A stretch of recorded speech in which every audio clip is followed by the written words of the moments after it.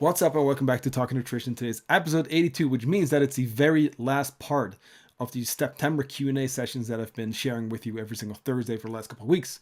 So, that being said, you probably know already, but just in case you're just tuning in for the first time, welcome. The first call that we did during the challenge was all things like nutrition related. Sorry, movement actually. The second one was nutrition. And the third one, I told people like, just ask me anything, mindset, whatever it may be, whatever you need to know to move forward. So in this specific Q&A recording, we're going to chat about mindset, a little bit of supplementation, what got me into like becoming a coach, one of my biggest regrets or biggest wins on my fitness journey. That was a really cool question, I think. Dealing with burnouts, what else? Go-to meals, stress, supplementation. I feel like supplements always come up. And then there is exercise for weight loss, cardio, basically a whole bunch once again. So let's get in. Of course, we're going to be back with a main episode on Monday. In the meantime, feel free to drop us a quick rating on Spotify, on Apple, subscribe on YouTube if you want to see us as well. And then I will chat to you very soon. Cool? Now let's get into the episode. Annalisa says, it's not a secret that I'm weak for candy. When I try to not eat candy in the weekdays, I've experienced that I eat a lot in the weekend because I feel like celebrating that I didn't eat the whole week. I can then eat until I get nauseous. So my question is it okay to eat candy more or less every day? As long as it's in moderation and don't override my calories. My option is to distribute what I eat on Saturday over the whole week instead of having everything in one day. Can I do this without feeling guilty that I eat candy in the weekdays? Yes, absolutely. You can do this. And again, anytime I talk about these things, it's like, it's almost weird to say as a nutrition coach, but it's cool. You can have that stuff. It's fine. It's just that we don't want to have it too much all the time. And remember, guys, 80-20. Why do we say 80-20, right? It's because you can spend 20% of your calories on, in this case, for example, candy. Should we prioritize it over real food? Probably not. But if you, like Annalisa, if you manage to stick to your calories, first of all, and you do cover your bases, right? You do eat your fruits, you do eat your vegetables, you get your protein, your omega-3s, your whole foods. If you cover those bases, you can absolutely have that and be fine. Let me just close the door. There you go. So that's cool. Yeah, absolutely. I think that's going to be much better because guess what happens if we have a whole bunch in one go on Saturday? It's likely a big chunk, and then we may overeat. We don't want that. So you can do that. You do not have to feel guilty. That's totally cool. Now, let's see. Can I do this without feeling guilty? And then, oh yeah, so what are your thoughts about this? Or should I try to hold on till the weekend and then, of course, not eat that much? I mean, to be honest with you, as a tool, I've taken people, like I've done this with like chocolate and a few other things. I told people like, hey, so because someone is like, hey, I should be restricting chocolate. I should be removing this food. And then we actually tell them like, hey, you know what? Like, let's actually have some on a daily basis, some, right? In moderation, like you said. And guess what? All of a sudden, it becomes normal. And this is something that we're going to have to try. It's repetition, right? We need to try and play around with it. But at some point, likely, right, what I've seen with at least a bunch of people is like, hey, it becomes normal. We don't feel guilty. We don't have the need to like celebrate over the weekend anymore. And then it's like, hey, actually, you know what? Okay, cool. I can have it when I want to. But I can also just have it, like not have it for a day and also be fine. Kim says, my question is there any benefit to eating your macros in 2 to 3 meals as opposed to eating mini meals throughout the day? Is it good to actually feel a little hungry and not feed? Sorry, and not feel it, not feed it? I'm not sure if this makes sense at all. Yeah, makes sense. So there's no benefit to eating mini meals throughout the day. That used to be a claim. This is back when people thought that when you eat small meals, you stroke the metabolism, you spike the metabolism, whatever the word is. You keep the metabolic fire burning, but that's actually not true. Yes, when you eat, there's an increase in metabolism.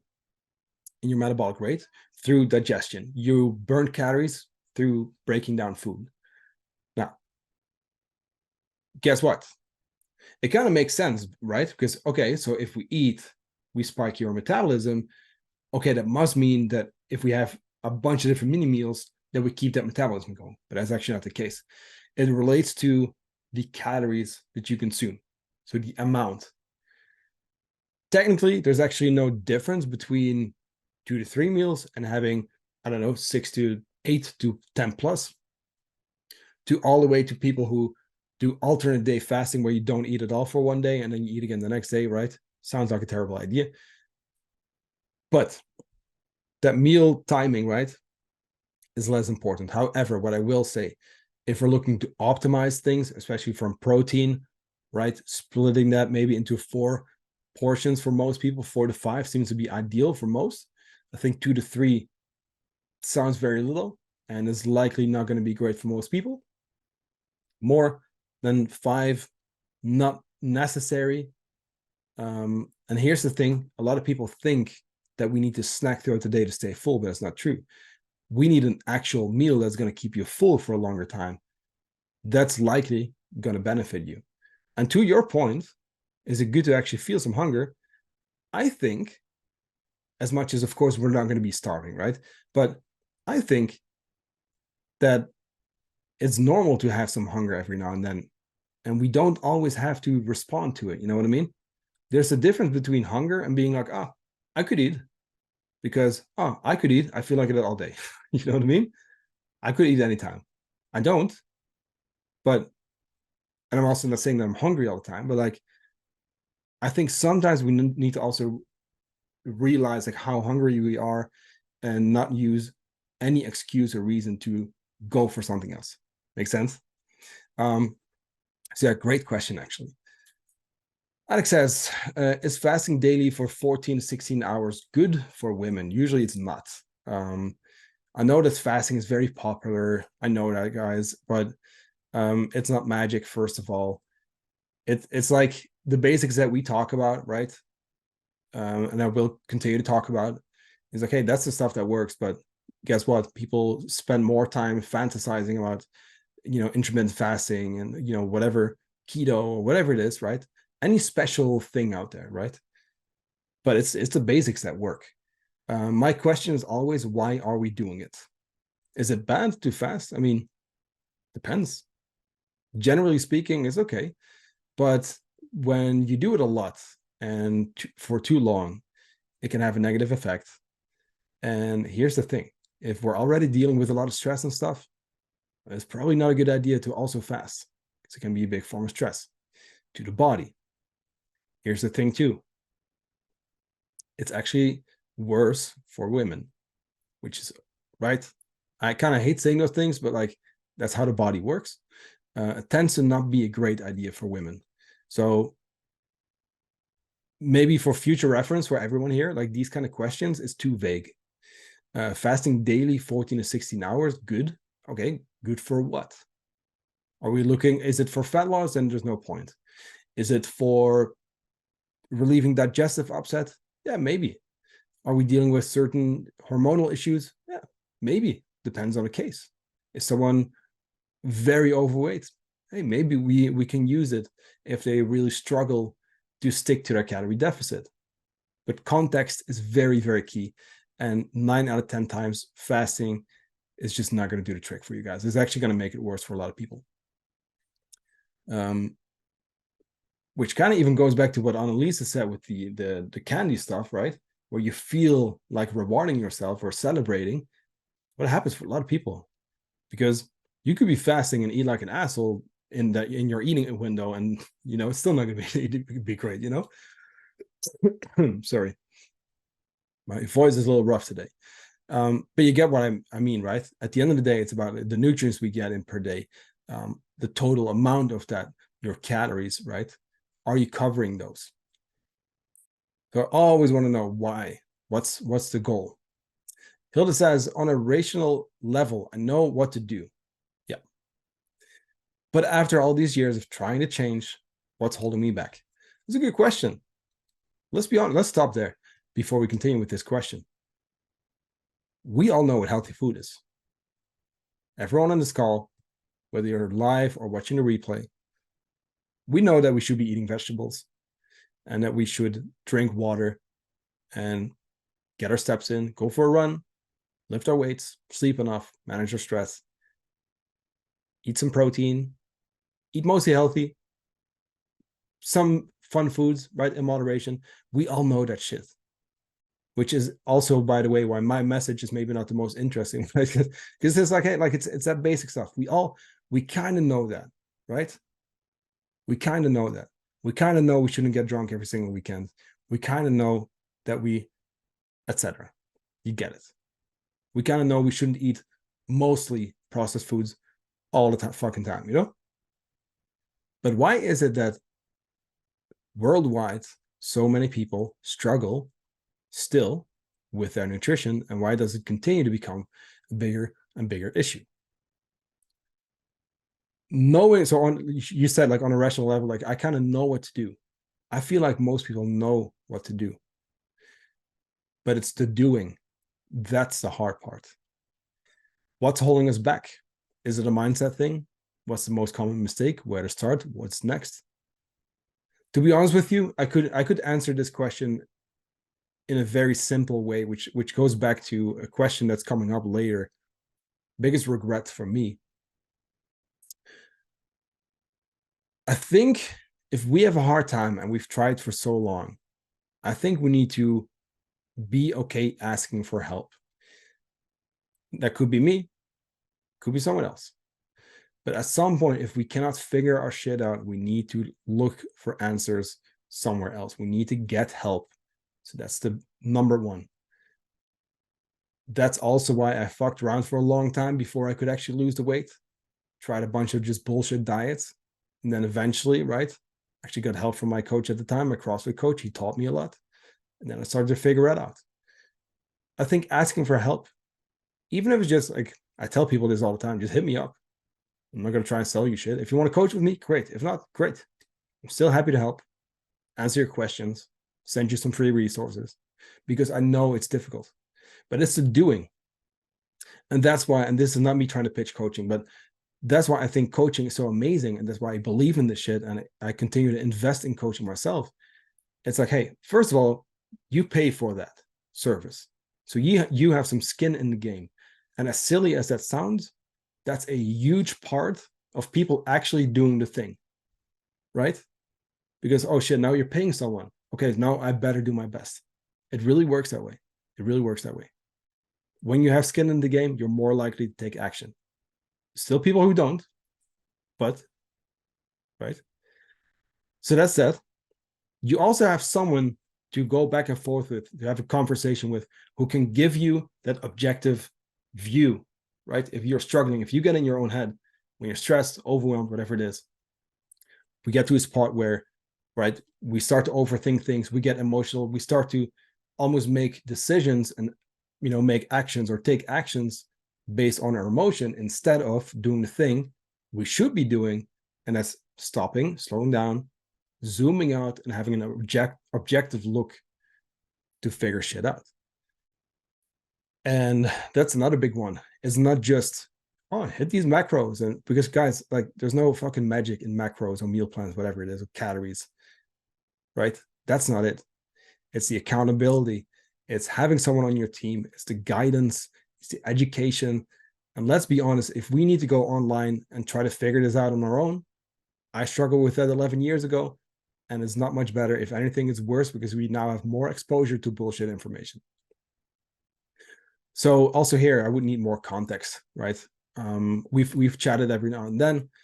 Could be mindset, but to be honest with you, like, as long as you don't stop and you actually start asking for help, you can figure it out. Just make sure that you ask the right person for help.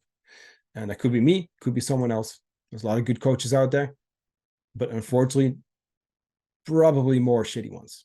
So that's where we need to do our own research. But we can follow up there, because it could be anything. It's a very difficult question to answer. Nick says, if you go into controlled weight loss, Let's say going from 2,500 calories to 2,000 and not like 1,200 or something. What is the minimum period you have to do for it to be like effective? And, I would say at least 12 weeks, at least 3 months, right? Bare minimum. I'd say 12, 14-ish, 12, 14, 16 is in the long end. I would say 12, 14 ideally. I mean, you could do 8, you could do 10, but I think for most people, if you really want to see some results, and again, it depends on the person, 12-ish. I would make the goal 10% of weight loss. You could go more, but what I see is like you better go to maintenance, then take a break, and then go for round 2. But that's where you want to start. And I always recommend a reverse diet at the back end, because here's the thing, you want to go step by step, and it's not because a reverse diet is magic, but it's because it keeps you in check more than anything. And it allows you to control that way back to maintenance and find it. Tony says, what are your thoughts on building muscle for those of us who are 50 plus? Can I do it? Should I do it? What are the pros, cons? Okay, that's technically 3 questions. Absolutely. You should do it. Absolutely. And you being 50 plus, you can still create really good results. And it's definitely not too late. So don't worry. No, lift weights, lift your weights, take your rest days, do some cardio, eat your protein. As we get a little older, we do need more protein to do the same amount of work. So that's a big one. So I would focus on that, like lifting weights and building muscle. Yeah, absolutely. It's going to be beneficial for so many things, for your hormones, for your metabolism. You're going to be resilient. You're going to be strong. It's going to make life better. And we're going to be able to stay strong and healthy for a longer time, right? So absolutely the number one biggest investment you can make in your health. And in my opinion, it's never too late. If you're, I don't know, if someone's 60, 70 plus and they start, amazing. Let's fucking go. Let's have some protein. Let's lift some weights, Absolutely. I think there's too many like fragile old people out there, So we need to change that. Monia says, my question for the week, what motivated you to become a coach? Initially, it was my own journey.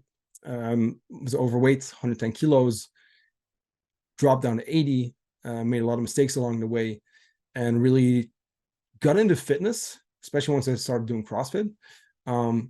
But also just seeing so many people go through the same stuff, make the same mistakes I've made, fall for the same, like marketing stuff.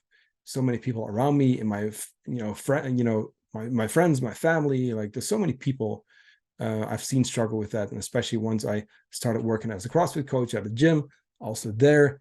And then I was like, I should probably like also do a nutrition course. And then I started with that, and I really found my passion and helping people with this stuff. To be honest with you guys, like it's such a cool thing. And it's not always easy, right?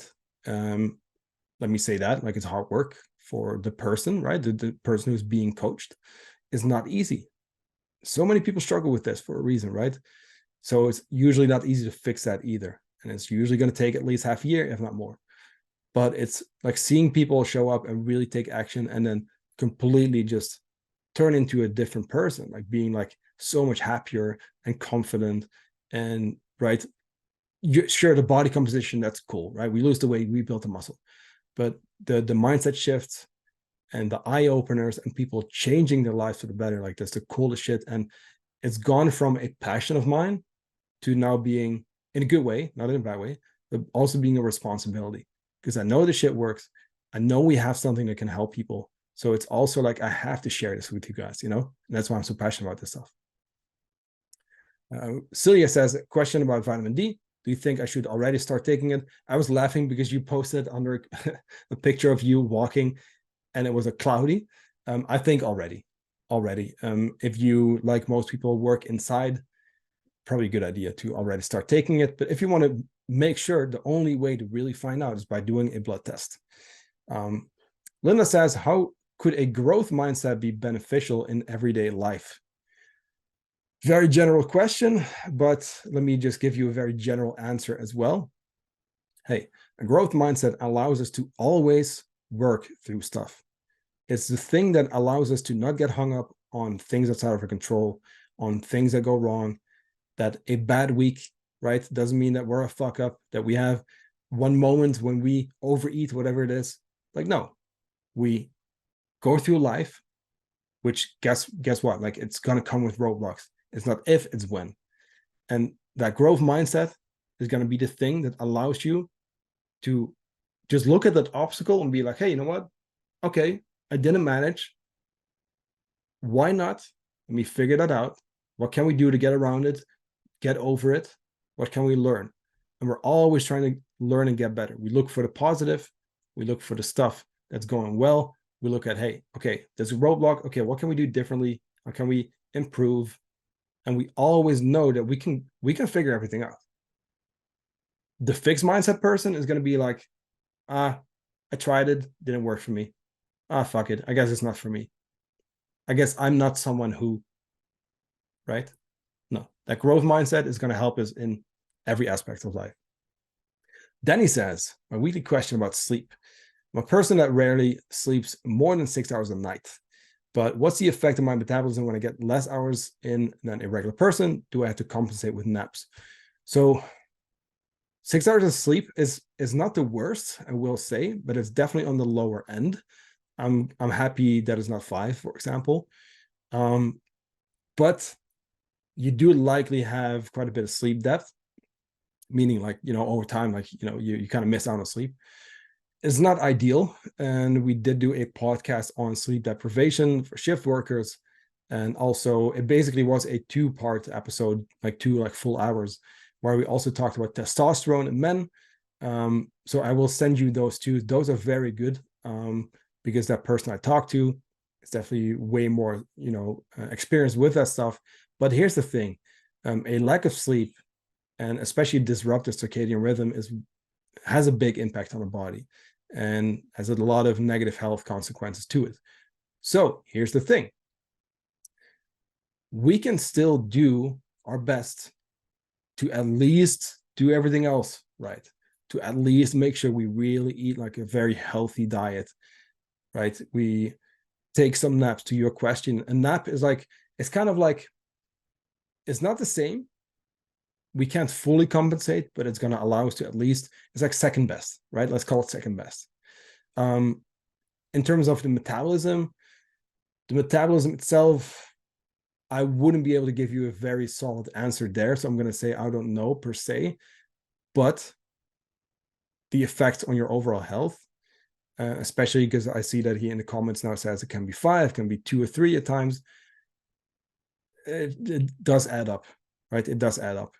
And right, even one night of like 2 to 3 hours already has a lasting like effect for a little while. So I would say, like I said earlier, I think it was a couple calls ago, but like, we got to work with the cards that were dealt, right? We need to look at, okay, what's possible, what can we do, and can we still optimize things? Can we still do our best? Can we still look at all of the other little things that we can potentially do? So I'm going to send you those podcasts. Those were very good. One is like a testosterone deep dive. One is shift work, sleep deprivation. Check that out. Definitely stay active, dude. And of course, just do your best. Like I said, there's still a lot of things we can do. So as much as it's still not going to be great, it's also not like you're also not going to quit your job probably. So it's like, okay, well, in that case, like, we have to figure it out. So this is where we just need to be, okay, looking at what is possible. Make sense? Margaret says, what are your biggest regrets and biggest wins from your own fitness journey? Yeah, biggest regret. I mean, I don't regret it per se. In a way, I'm kind of happy about it because it pushed me to go on this journey. But yeah, if there's one thing that I probably wish I would have done sooner, if I think about it now, at least for 2012 me, it would have been asking someone for help who actually knew their shit, like the person I am currently, right?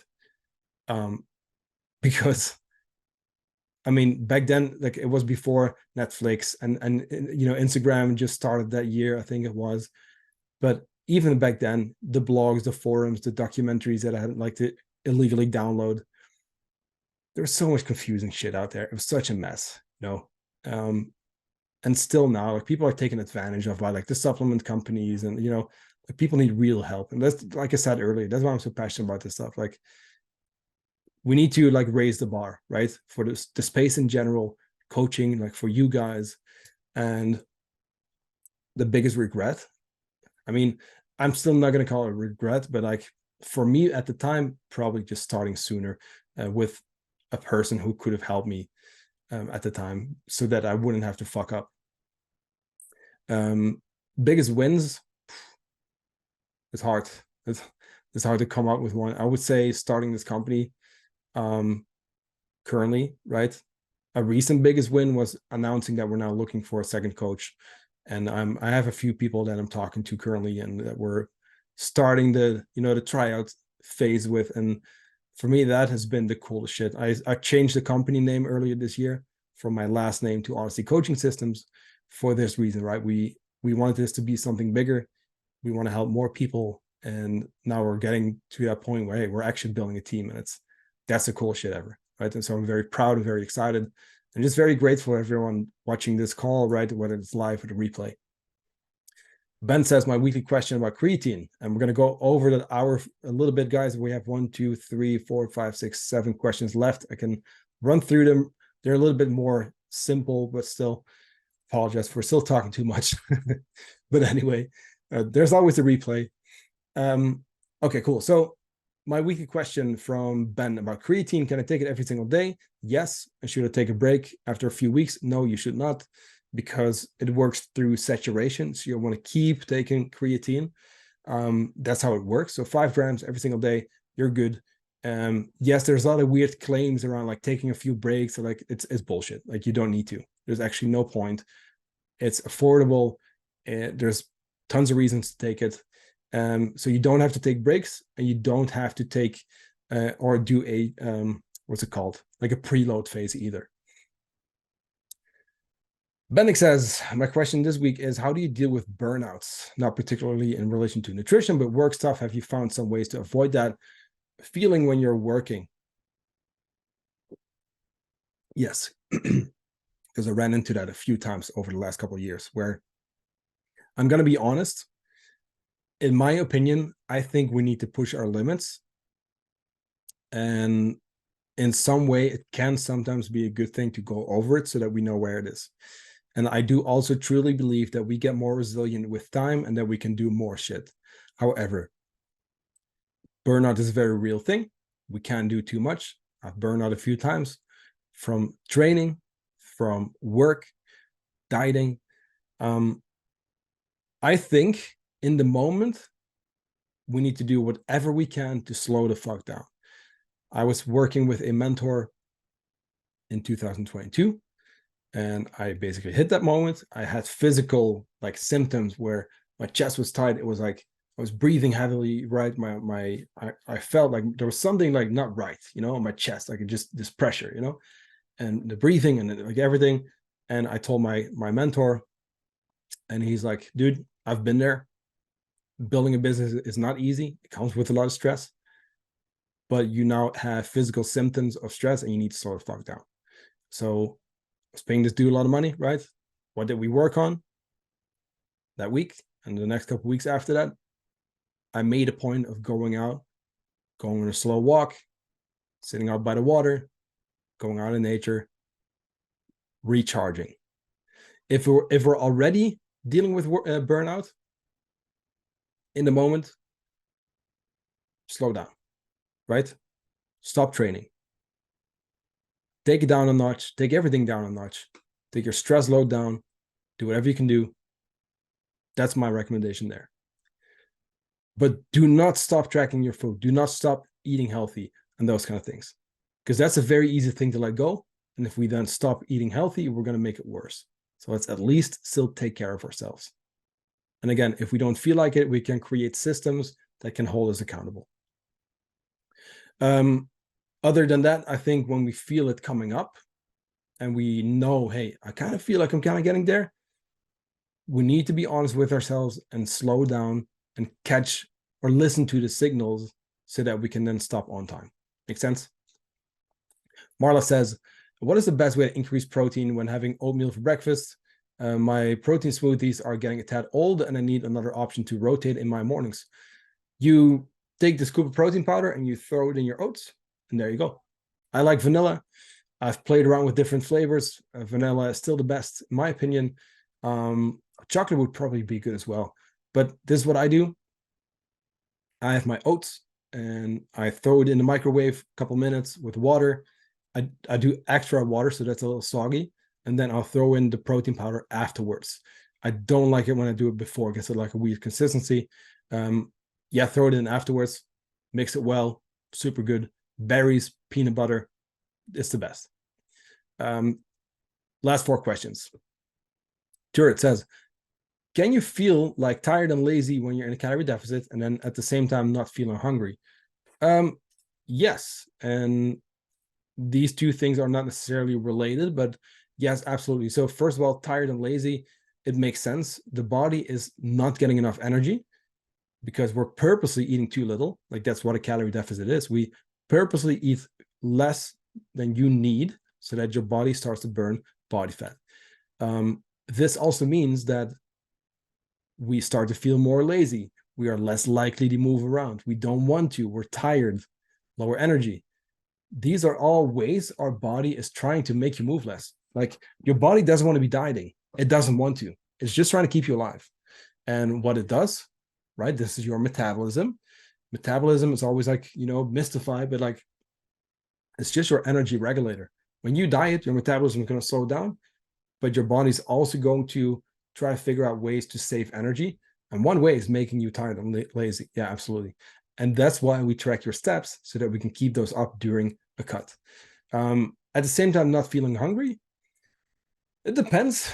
Sometimes we see hunger go away, which could be when someone is adapting to lower calories, and then we need to lower them again, because usually that's the same time when weight loss stalls, which is just normal.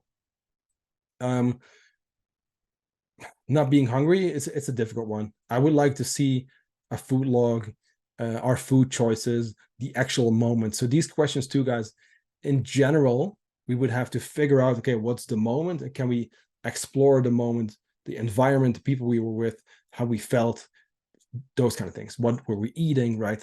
Etc. Catherine says, do you have any go-to meals that have been with you since you started your own journey?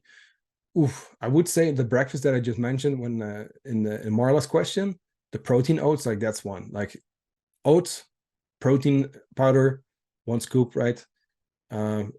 Berries, I like the mixed like forest berries, or just like raspberries, blueberries, whatever, and then peanut butter. Like that's my go-to. That's probably the one, to be honest with you.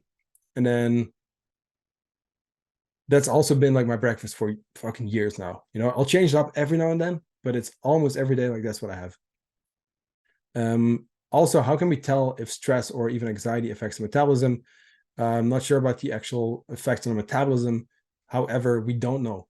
We just need to know that there's multiple downsides to stress and anxiety, obviously, but and we need to do our best to manage it regardless. So it doesn't matter because we would have to work on this stuff anyway so that we don't run into issues. And I have a little graphic here, which I probably should post in a group. I just found this today when I was clearing up some papers. But so let me say this: stress by itself in the moment is not necessarily a bad thing. It can help you to, right? It makes you alert. We fight the bear, we run away from the bear. It's you do your workout, you're alert, we're mobilizing energy. In the moment is actually a good thing. It can help you to get better, right? It can push you basically to get better. Here's the thing: that's acute stress. Acute stress is generally good. Chronic stress, that's where it becomes an issue. This is where memory and attention gets affected. We decrease sensitivity to pain, heart disease, bigger risk, high blood sugar, digestive issues, suppressed immune function, high blood pressure, and the list goes on. And the longer that's going to last, right? The longer that's going to continue like that, the worse it's going to be. So the actual effects on metabolism, not fully sure there, to be honest with you, but there will be many other downsides to it if stress stays, elevated. Now, last 2 questions. So Alan says, my questions for the week. There's so many supplements out there, and I have an understanding that you don't necessarily need them. True, yeah. So, but if I struggle to get my proteins in, whether you work out or not, is it okay to take it every day? Yes, absolutely. Protein powder every single day, 1 scoop for most people. If you struggle 2, but then bring it down to 1 once you actually manage to get it from real food. If you're a vegetarian, maybe have 2, but it's going to depend on the person. So again, usually it's 1 a day. Go with a whey isolate. And this whole idea that we should not take it on like not workout, like on rest days, I mean, like it doesn't make any sense. It's going to be great for you. It's not just a thing for working out. So it's definitely okay to take it any type of day, every single day, to be honest with you. Why not? Like that way it stays in your routine, you know? And if anything, you probably need even more protein on your rest day, because that's when you repair. And that's a big one too. So there's not even a point in having it on a workout day and then skipping it on your rest day, because the actual building of your muscle is going to be during that rest day for the most part. And is glutamine a good extra supplement? No, not worth it. Get rid of it. Alien says, my question, would you consider muscle gain to be more effective for weight loss than cardio? That's an interesting question. I do understand what you mean though. So muscle gain and fat loss are 2 different things. You also mentioned weight loss, so there's a difference between weight loss and fat loss as well. Knowing that you mean fat loss when you say weight loss, here's the thing. Fat loss and muscle gain generally require the opposite. And they are both key for body composition. Now, because we had a chat, knowing that your goal is to lose some weight, cool. Let me say this. Because to your question, I'm assuming that you mean, should you be lifting weights or doing cardio for fat loss? Neither. Doesn't matter. I'm going to say both. Mostly lift weights, but not for weight loss. This is another thing that really needs to disappear. The idea that we exercise to lose weight. And by the way, I'm not putting you on the spot. Like, this is a very common misconception.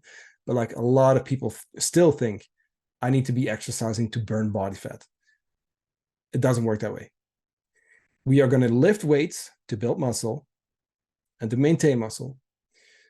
We are going to, and which is, by the way, that's going to massively improve body composition, because we're looking to look leaner, not just lighter, right? If we just want to look leaner, like a skinny fat version, like we just do a whole bunch of cardio and then we cut calories, we don't eat any protein, don't lift weights, we'll lose weight. It's just not going to look great. So here's what we want to do. Lift weights to build muscle, to maintain muscle, do some cardio for the health benefits, to build your fitness, and then the fat loss side of things is going to be nutrition. I hope that makes sense. Thanks, guys. This was a great call. We went over a little bit. We did 70 minutes of Q&A. Thanks for sticking around, Catherine, Danny, and Hilda. Have a great evening. And we will do a bonus mini live when we announce the winners on Monday. So I will be putting up this replay, and then I will talk to you guys very soon in the group. See you.